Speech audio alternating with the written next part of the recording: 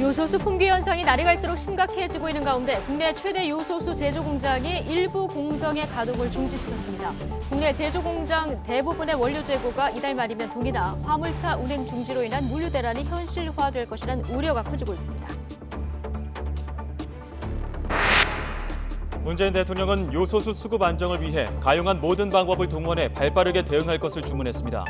정부는 오늘부터 요소수 사재기를 금지하고 관계부처 합동으로 불법 유통 행위에 대한 집중 단속에 나섰습니다.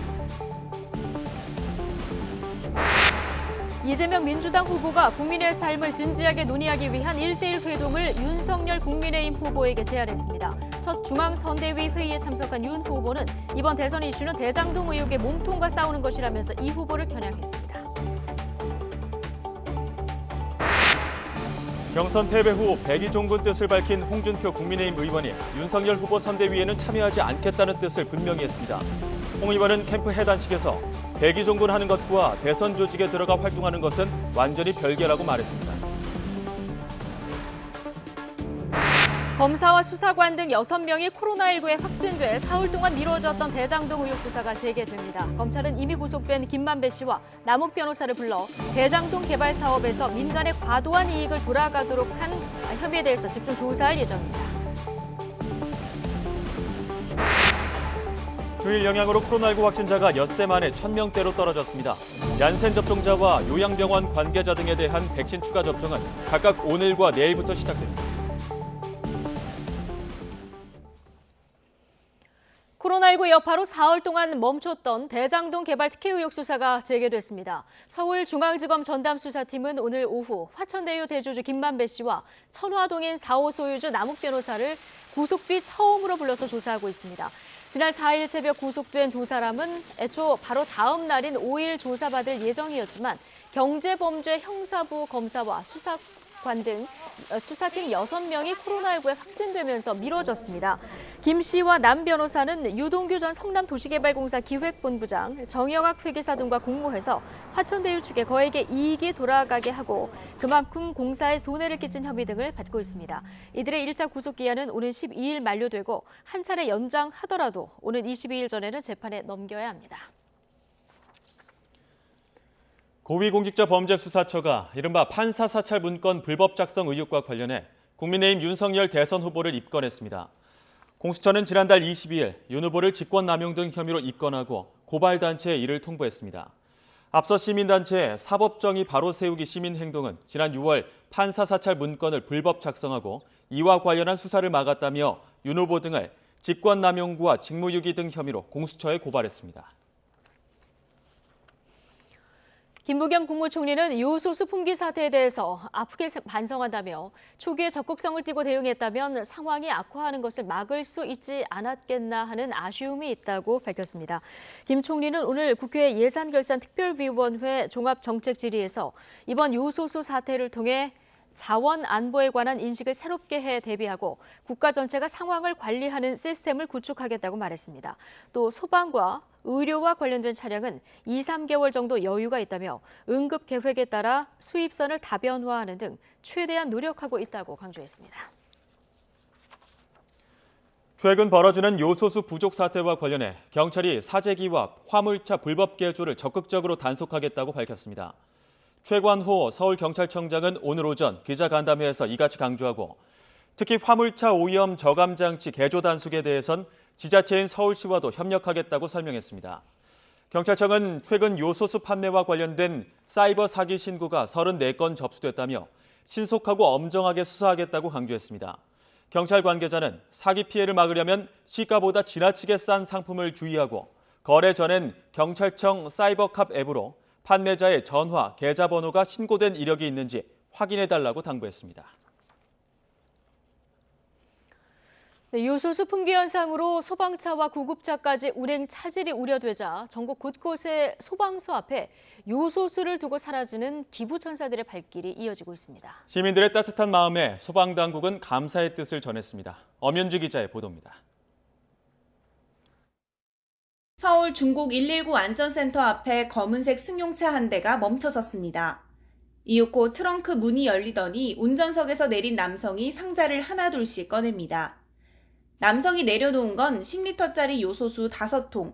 신원도 밝히지 않은 채 119 안전센터 앞에 요소수를 기부한 뒤 홀연히 사라졌습니다. 상자에는 소방서에 도움이 됐으면 한다는 문구가 적혀 있었습니다. 요즘 요소수 품귀 현상으로 소방 차량이 출동하지 못할 상황을 걱정해서 기부해 주신 것 같습니다. 이런 어려운 상황 속에서 따뜻한 도움을 주신 그 시민분께 감사의 말씀을 전합니다. 전북 전주에서는 한 여성이 소방서에 직접 찾아와 10리터짜리 요소수 3통을 소방대원에게 건넸습니다. 좋은 일에 써달라고 이렇게 말씀하시고요. 신호는 계속 물어봤어요. 그냥 대답 안 하시고 그냥 가셨다고 하더라고요. 요즘처럼 요소수가 부족할 때 소방 차량들 출동하는 데 지장 없게끔 시민들이 많이 도와주셔가지고 고맙죠. 경남 김해에서도 시민 2명이 요소수 11통을 기부한 뒤 자취를 감췄고, 인천 송도에서도 한 남성이 요소수 3통을 119 안전센터 앞에 둔 채 조용히 떠났습니다. 전국의 소방차 6,700여 대 가운데 요소수가 들어가는 차량은 80.5% 정도.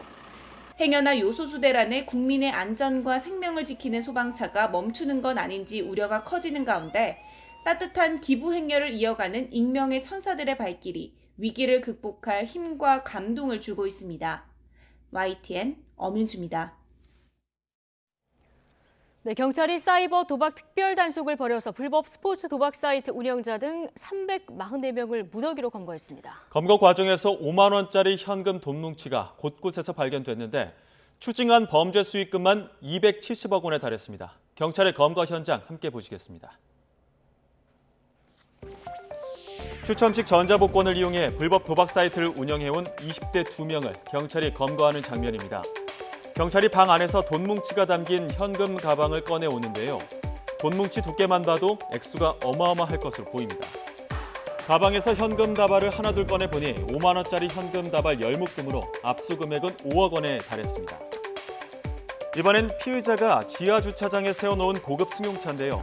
내부를 수색하면서 수납 공간을 살펴보니 5만 원권 현금 다발이 무더기로 숨겨져 있습니다. 경찰은 이들 2명에게서만 모두 5억 4천여만 원을 압수해 이 가운데 범죄 수익금 3억 8천만 원을 추징했습니다. 경기 북부경찰청은 지난 3월부터 10월까지 사이버 도박 근절을 위한 특별 단속 기간을 운영했는데요. 불법 도박 사이트 운영자 등 모두 344명이 무더기로 검거됐고 11명은 국민체육진흥법 위반 혐의로 구속됐습니다. 추징한 범죄 수익은 무려 268억 원이 넘습니다. 경찰은 검거한 이들 가운데 절반 이상이 도박 행위에 가담한 일반인들이라며 불법 도박 사이트 운영자뿐만 아니라 이용자도 처벌받을 수 있다며 주의를 당부했습니다.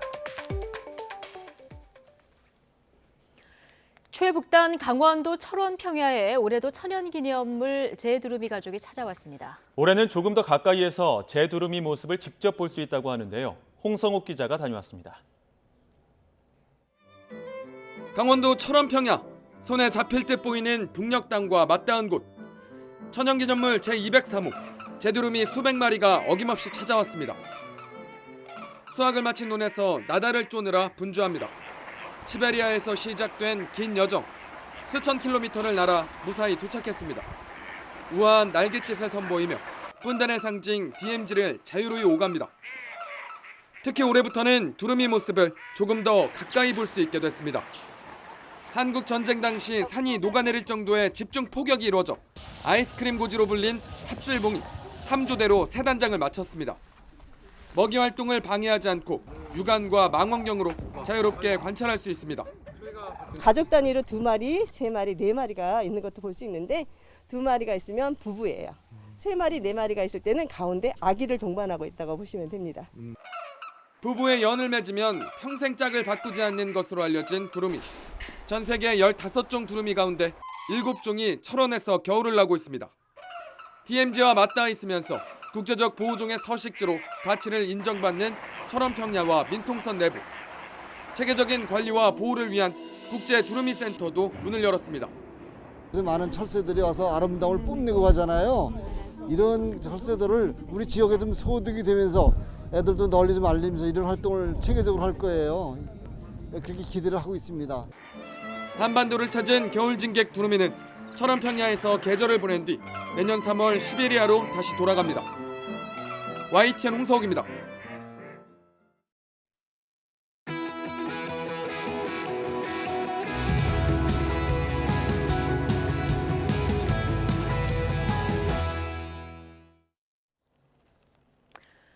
네, 여론조사 속 숨은 민심 분석해 보겠습니다. 이택수 리얼미터 대표, 배종찬 인사이트K 연구소장 두 분 모셨습니다. 어서 오십시오. 안녕하십니까? 예, 안녕하십니까? 자, YTN 정례 조사부터 먼저 보실 텐데요. 이번 주 문재인 대통령 국정 지지도 긍정평가가 34.2, 부정평가가 62.9%, 긍부정 평가 차이가 28.7%포인트 상당히 많이 벌어졌거든요. 네. 그동안 대통령 긍정평가가 40% 전후로 상당히 견고하게 유지가 됐었는데요. 이렇게 변화가 있었던 건 어떤 영향일까요? 네, 지난주는 국민의힘의 시간이었습니다. 국민의힘의 시간이었다. 예. 컨벤션 효과가 이제 미리 반영이 됐다고 봐야 될 것 같은데요. 지난주에 모바일 투표, ARS 투표 외에 이제 민심 50%에 해당하는 여론조사가 지난주 수목 이렇게 이루어졌습니다. 예. 근데 ARS 투표도 결국에는 전화로 이루어진 부분이기 때문에 국민의힘 당원들에게는 여론조사 그리고 ARS 투표 등 총력전이 이제 펼쳐졌던 한 주간이었었고요. 윤석열 캠프뿐만 아니라 홍준표 캠프, 유승민, 원희룡 각 후보들이 여론조사가 오면 받아달라는 그런 동료의 문자 홍보를 했기 때문에 그래서 국민의힘 지지층은 최대한 여론조사가 오면 받아주었던 한 주간이었었고 또 워낙 누가 될지 모르는 굉장히 팽팽한 경선 막바지였기 때문에 그래서 국민의힘 또 보수층은 여느 때보다 응답률이 높았고 보수층이라고 응답한 이념 성향에서 보수층이라고 응답한 분들도 꽤 높았습니다. 예. 반면에 문재인 대통령의 국정수행 평가는 지난 4월 이후 최저치인데 지난 4월달 4.7 재보궐선거에서 서울 또 부산 보궐선거 결과가 굉장히 크게 민주당 후보들이 패배하는 것으로 나온 직후에 문재인 대통령 지지도가 30%대 이제 중반으로 나온 적이 있는데 그때 이후에 가장 낮은 수치를 기록했습니다.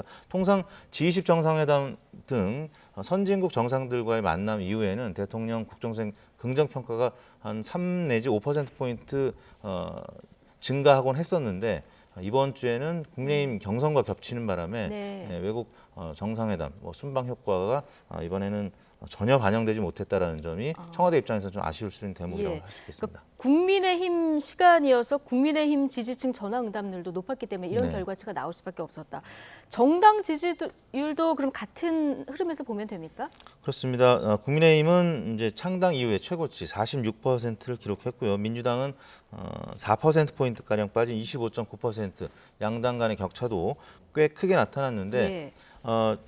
국민의힘 같은 경우는 그동안에 4명의 후보들의 지지율 다 합치면 대략 40% 조금 넘는 수준이었는데 지금 컨벤션 효과가 예. 민주당에 비해서는 확실히 있는 것으로 지금 나타나고 있다. 물론 지금 2030 세대 당원들이 이탈하고 있다라는 뉴스도 있습니다만 이 조사는 월요일부터 이제 금요일까지 이루어진 조사고 또 다른 이제 주말에 이루어진 조사들도 민주당에 비하면 컨벤션 효과가 있었다. 왜냐하면 민주당 같은 경우는 제3차 선거인단 투표가 있었을 때 대략 민주당 지지율이 32% 정도를 횡보하는, 그러니까 오르지 못하고 횡보하거나 오히려 조금 빠지는 그런 모습들을 네. 보였었는데 국민의힘은 지난주에 큰 폭으로 3.4%포인트 올라서 46%라는 최고치를 기록했는데 컨벤션 효과로밖에는 설명할 수 없을 것 같다는 생각이 듭니다. 예. 저는 조금 다르게 봐야 될 것 같은데 물론 네. 이제 이택수 대표께서 자체적으로 또 분석한 자료이기 때문에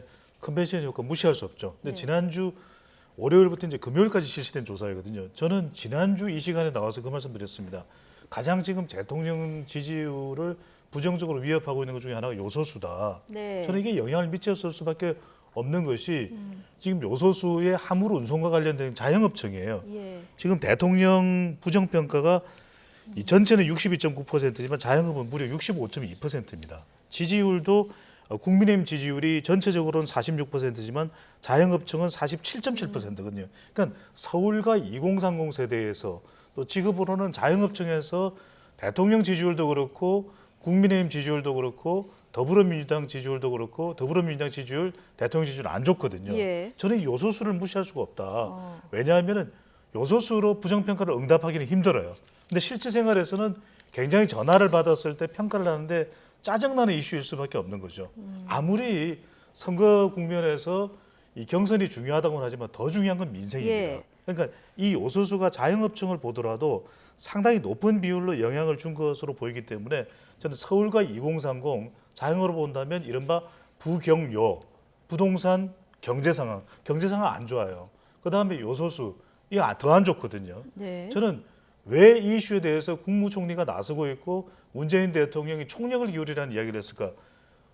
호주에 있는 요소수를 운송하기 위해서 군 수송기가 뜹니다. 이런 예가 없어요. 예. 저는 이 이슈가 굉장히 지금 대통령 국정수행에 큰 영향을 미치는 걸 보입니다. 그러니까 국민의힘 컨벤션 효과만 있는 것이 아니라 이렇게까지 격차가 크게 벌어진 데는 민생 문제에 빠르게 대처하지 못한 이 부분에 대한 여론도 작용했을 것이다. 지금 네. 이렇게 분석을 해주셨고요.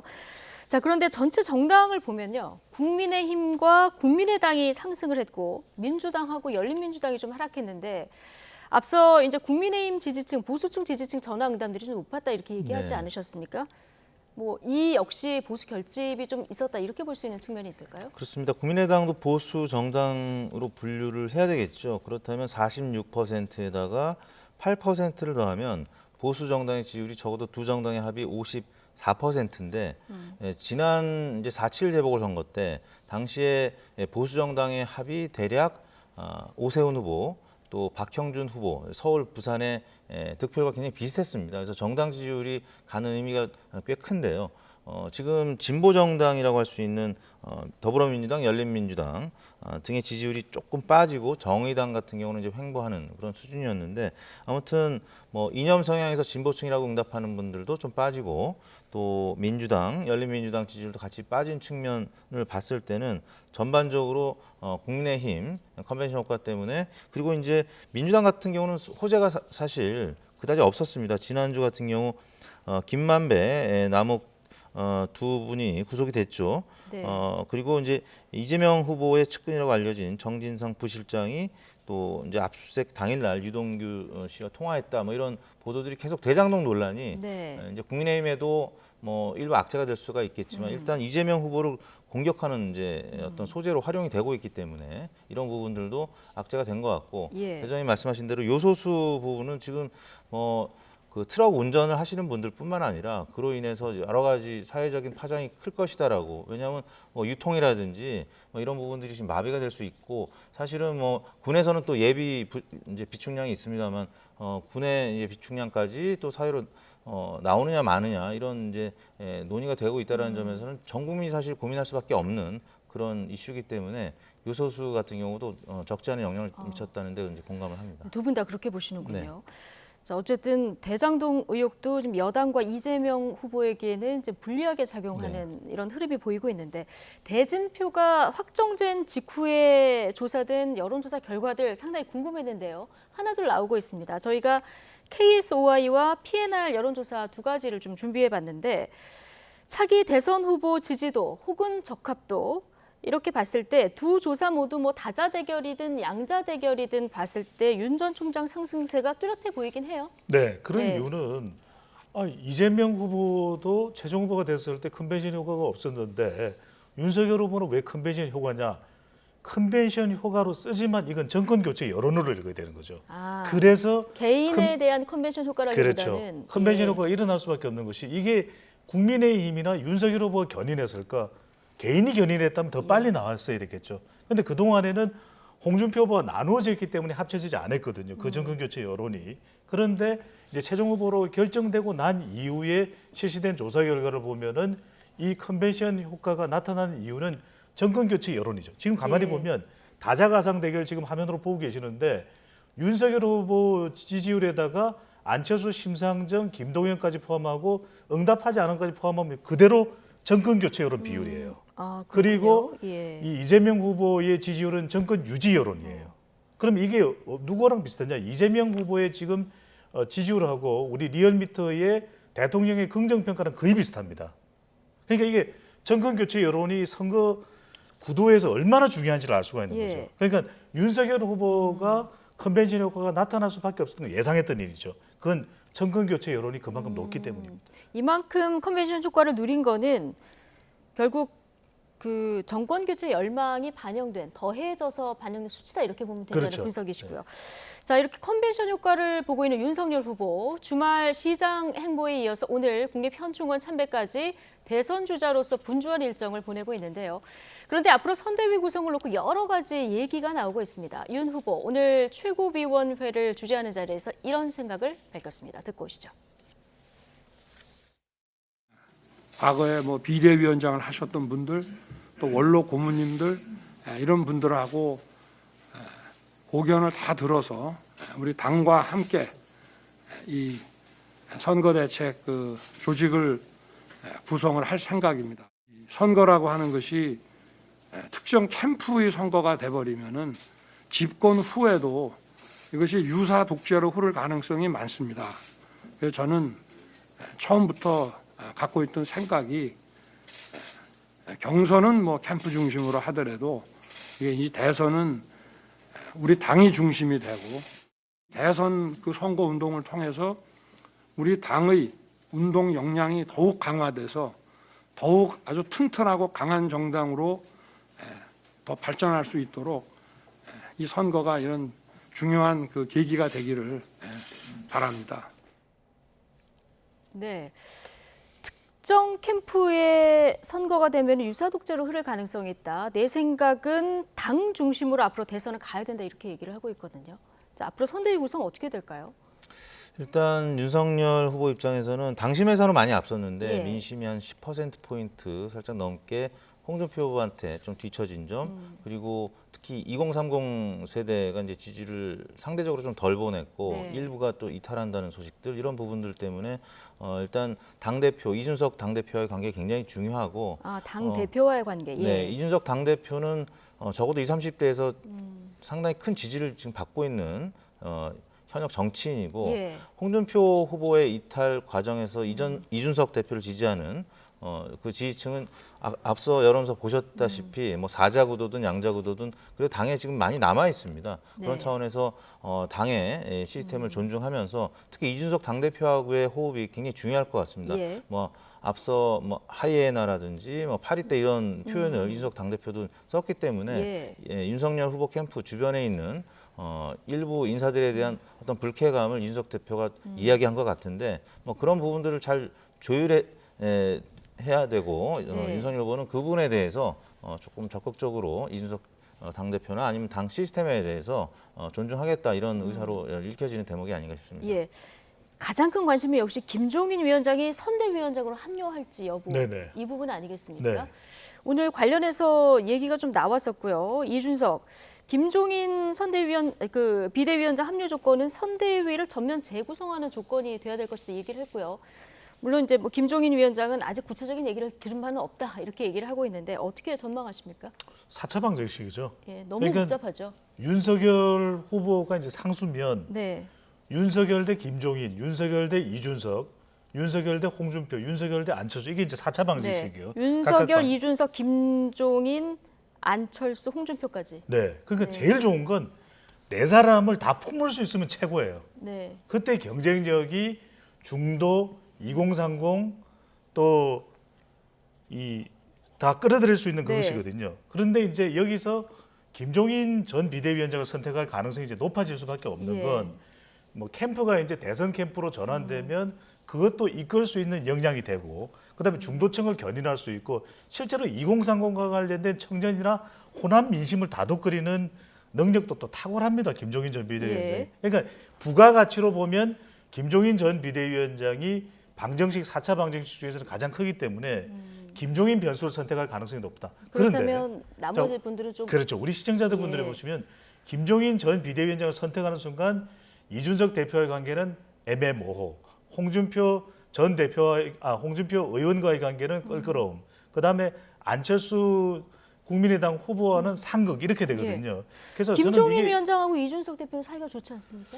뭐랄 이게 또 속내는 알 수 예. 없는 것이거든요. 그런 만큼 얼마나 윤석열 후보가 4명의 변수를 더 가깝게 끌어당기느냐, 네. 이게 관건이겠죠. 다 풀면 좋지만 그러기에는 4차 방정식이라 너무 풀기가 복잡하다 이렇게 얘기를 해주셨는데, 자, 전당대회에서 앞서 말씀하신 대로 민심은 10%포인트 차 이상 홍준표 후보가 앞서지 않았습니까? 그러나 당심에서 밀린 홍준표 의원의 선대위 합류도 관심이었는데요. 자, 오늘 오전 홍준표 후보의 캠프 해단식이 있었는데요. 선대위 합류에는 확실하게 선을 그었습니다. 지난 금요일 경선 직후 발언에 이어서 함께 듣고 오시겠습니다. 경선 결과에 깨끗하게 승복합니다. 이번 경선에서 마지막까지 치열하게 국민적 관심을 끌어주었다는 역할이 제 역할이었습니다. 제가 곰곰이 생각을 해봐도 만약 이번 대선이 지는 사람은 정치 보복이라고 따질 것도 없이 감옥을 가야 될 겁니다.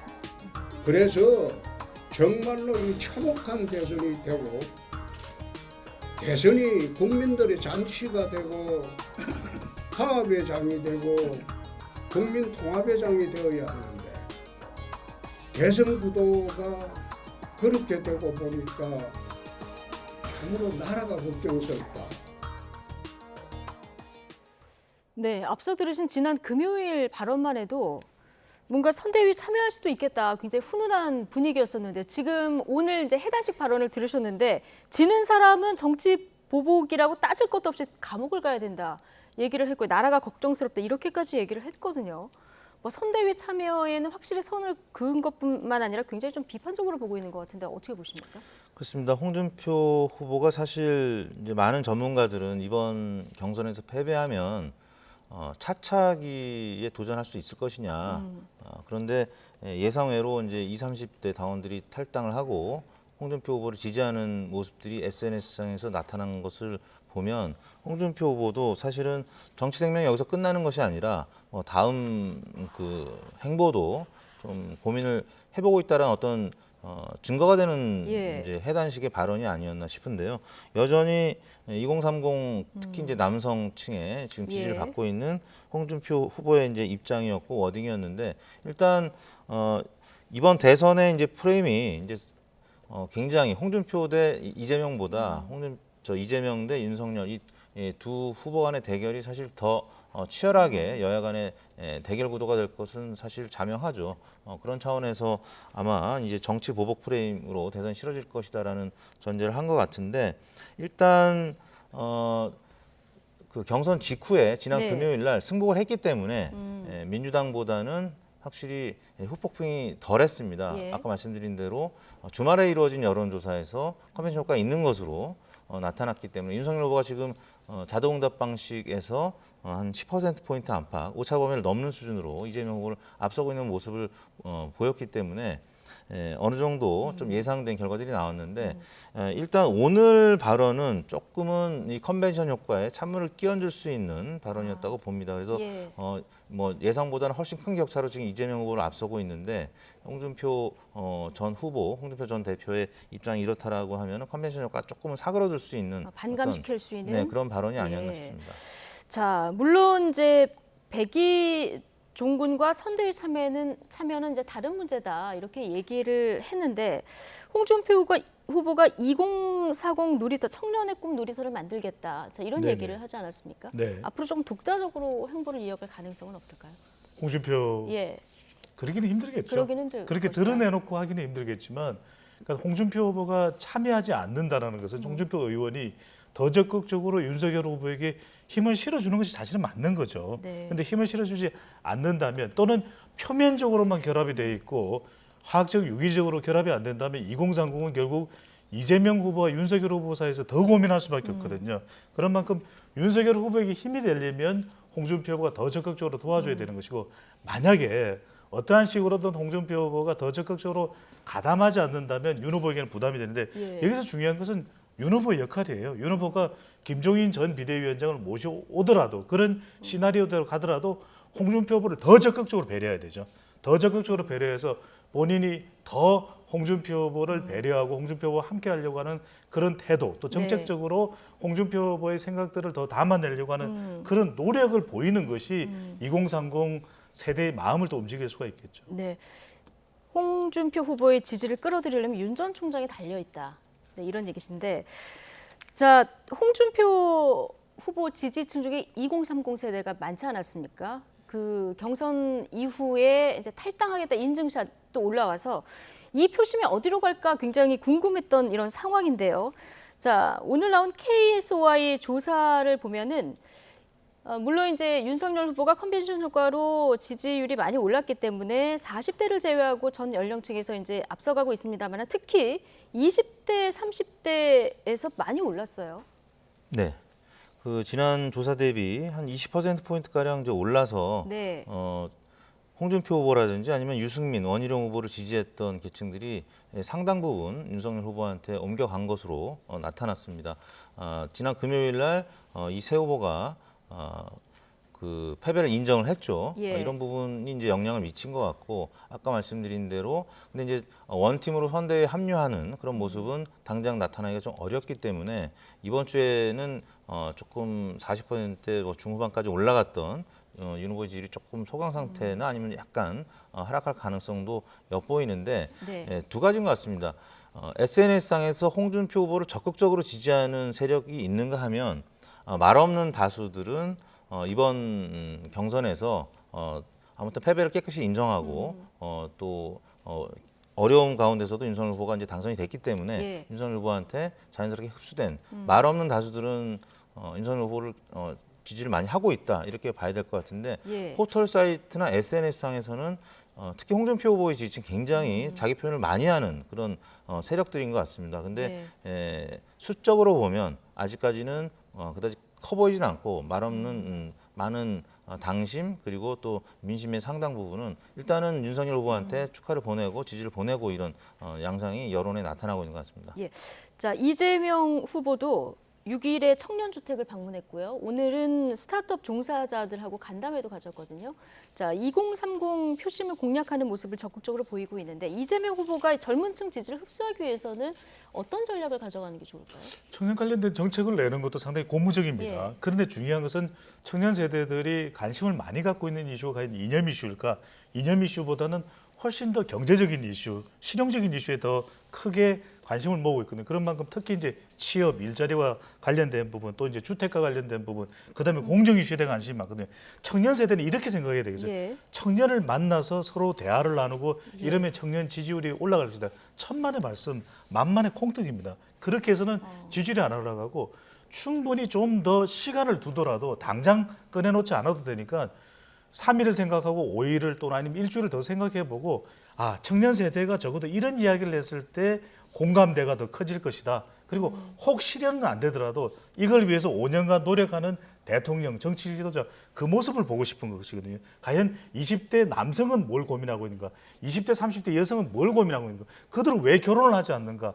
이런 것에 대해서 깊은 고민을 하고 내 문제다 생각하고 그래도 설사 실현되지 않더라도 그것을 위해 5년 동안 불철주야 노력할 수 있는 그 이미지와 진심을 내놓는 것이 중요하거든요. 저는 서두르지 마라.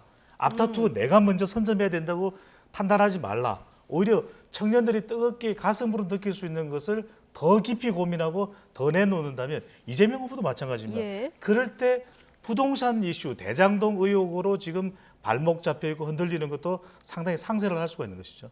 그렇군요. 이재명, 윤석열 두 후보가 젊은 층의 표심을 가져오려면 일단 그들과의 공감 능력이 선행돼야 된다는 말씀이시고요. 자, 그런데 이 여론조사가 좀 흥미로워서 저희가 좀 뽑아봤는데 이재명 후보 당선이 정권 교체냐 재창출이냐 자, 이런 설문조사가 있었는데 정권 재창출로 보는 여론이 63% 정도 됩니다. 이건 어떻게 읽어야 됩니까? 이재명 캠프나 아니면 민주당 이제 지도부, 이제 선대 본부에서는 정권 교체라는 여론이 조금 더 이거보다 많아지길 희망하고 있을 겁니다. 네. 지금 23%로 정권 교체 의견이 높지는 않습니다. 정권 재창출 맞죠? 민주당 후보기 때문에 정권 재창출이 맞는데 송영길 대표도 그랬었고요. 이번 이재명 후보의 선출 그리고 집권하면 정권 교체의 의미도 있다라고 이제 하는 건데 지금 문재인 대통령하고 이재명 후보의 사이가 나쁘지 않습니다. 과거에 이제 뭐 MB 때 이제 박근혜 후보가 여당 내 야당 역할을 하고 정권 교체 의미가 있다라고 하는 데는 이거보다는 조금 더 공감대가 형성이 됐던 것 같은데 지금 이재명 후보가 사실 비문 후보였음에도 불구하고 문재인 후보를 지지하는 집토끼층을 또 무시할 수 없는 상황이었었고, 왜냐하면 문재인 대통령 국정수행 평가가 최근 들어서 일시적으로 좀 하락은 했습니다만 지난주까지는 계속 40%대의 긍정평가를 보였기 때문에 문재인 대통령 지지층을 사실 밟고 갈 수는 없는 겁니다. 그렇기 때문에 문재인 대통령 지지층, 이른바 민주당 집토끼하고 같이 가야 되는 이런 약간 어중간한 이 상황 속에서 이재명 후보의 스탠스가 지금 어떻게 가야 될지는 좀 혼란스러운 상황인데, 여전히 정권 교체보다는 정권 재창출 여론이 높다라는 점에서는 이재명 캠프라든지 민주당 선대본부에서 전략도 조금, 여기에 맞춰서 세워야 됩니까?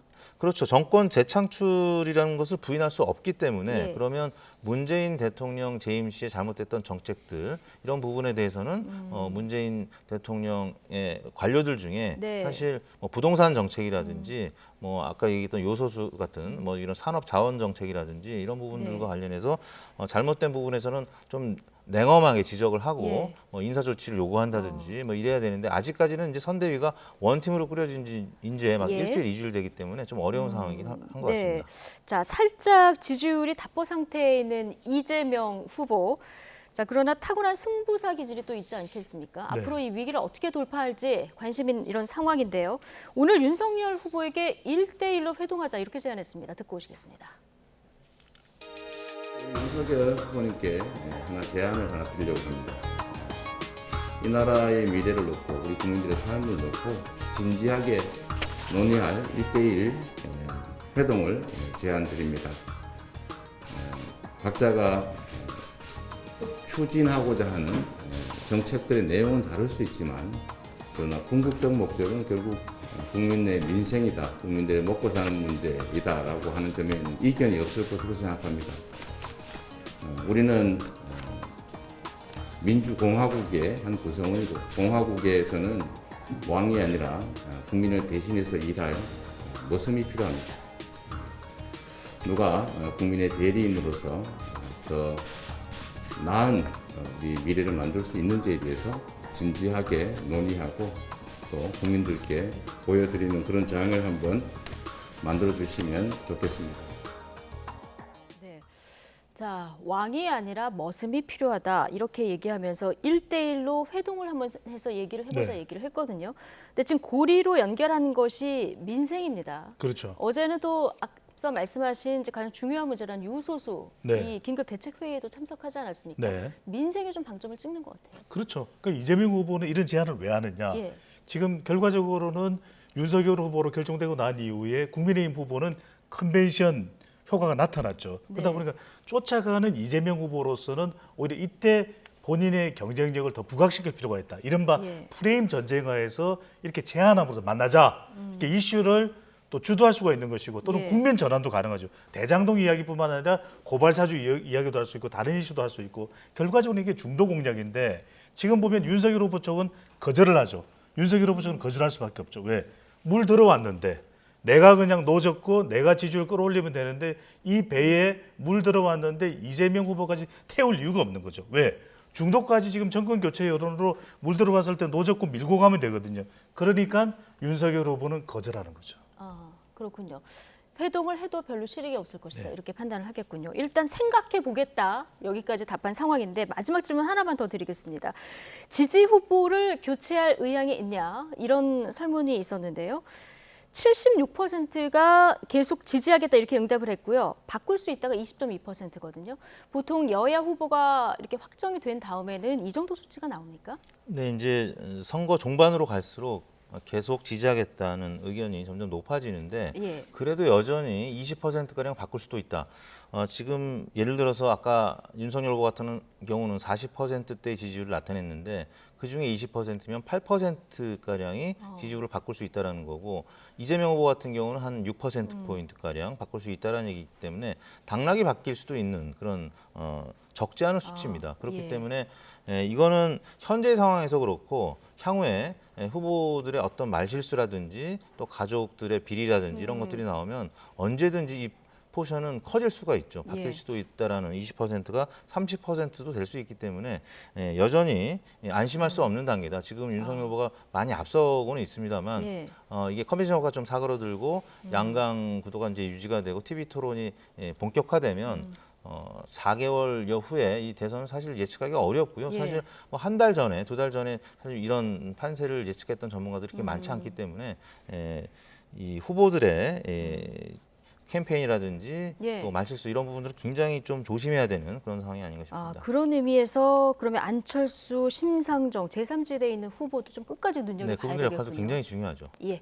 알겠습니다. 오늘 두 분 말씀 여기까지 듣겠습니다. 이택수 리얼미터 대표, 배종찬 인사이트 K 연구소장 두 분과 함께했습니다. 고맙습니다. 네, 감사합니다.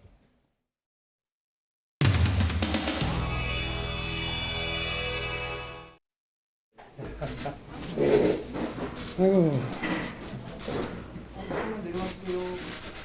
아니 이렇게 카메라 있는 데서 식사를 해야 돼. 지난번에 한번 효과 보지 않았습니까?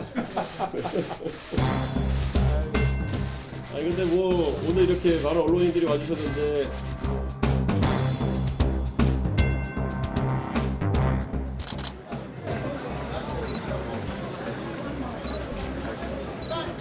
(2030) 당원들 탈당이 조금 뭐 인생론들이 올라오고 있는데 뭐 어떻게 보고 계세요? 우리 저 대표님께서 예, 하고 가시죠. 다른 후보를 지지했던 분들 중에 낙담하시고 이런 분들이 실제 탈당이나 이런 행동들을 하시는 모습이 있습니다. 당에 큰 지지를 보내주셨던 2030 세대가 앞으로 더 많은 지지를 보낼 수 있도록 후보와 제가 공통적으로 같이 노력하겠습니다.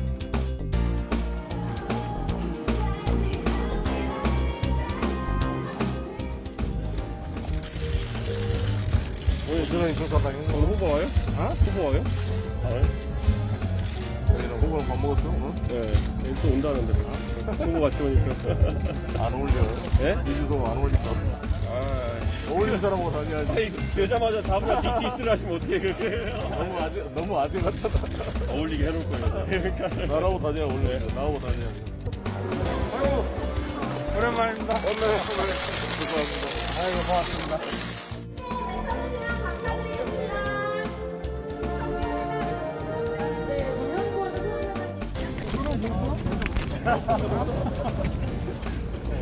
뒤로 오세요, 뒤로. 이거는 원래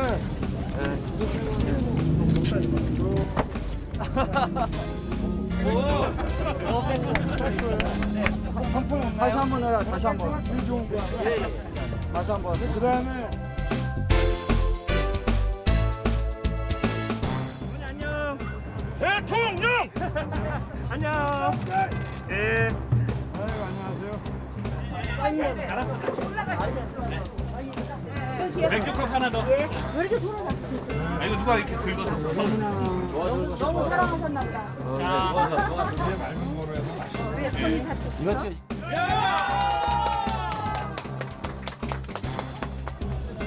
아 이거 오늘 먹다 보면 이거 한 10개 먹겠네. 아니 오늘 저기 그동안 너무 고생 많으셨으면. 아이고 이건 뭐 하나? 아 원래 안주 먹기 전에.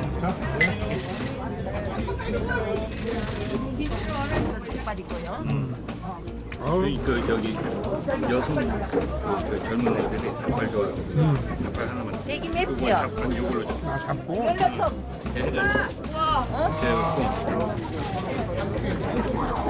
20대 여성들이 제일 좋아하는 음식 중에 하나가. 요새는 오랜만에 오셨는데. 예. 근성하게 오랜만에. 이쪽도. 예 이렇게 네, 됐어요. 카메라 있는 데서 그 술 마시는 것도 괜찮더라고요. 마지막 잔은 제가 한 잔 드려요. 네네 그러시죠.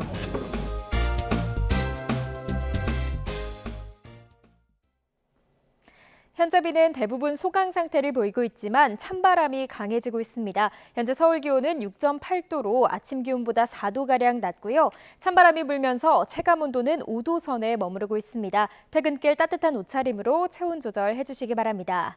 현재 강한 비구름은 동해상으로 빠져나가면서 내륙의 비는 대부분 그쳤습니다. 하지만 북서쪽에 또 다른 비구름이 형성되어 있는데요. 퇴근길 무렵 서쪽 지방을 시작으로 내일까지 비가 이어지겠습니다. 내일까지 기온이 낮은 강원 산간에는 최대 8cm의 많은 눈이 내리면서 대설특보가 내려질 가능성이 있고요. 그 밖에 전국 곳곳으로도 비가 내리거나 진눈깨비가 내릴 것으로 보입니다. 내일 아침 기온 오늘보다 많게는 10도 이상 크게 떨어지겠습니다. 내일 서울 아침 기온 4도, 광주는 7도가 예상되고요. 낮 기온도 예년보다 3에서 7도가량 낮겠습니다. 내일 서울 낮 기온 9도, 대전 12도, 대구는 13도가 예상됩니다. 지금까지 날씨 정보였습니다. 네, 월요일 더 뉴스 마치겠습니다. 잠시 후 뉴스큐가 이어집니다. 시청해주신 여러분 고맙습니다.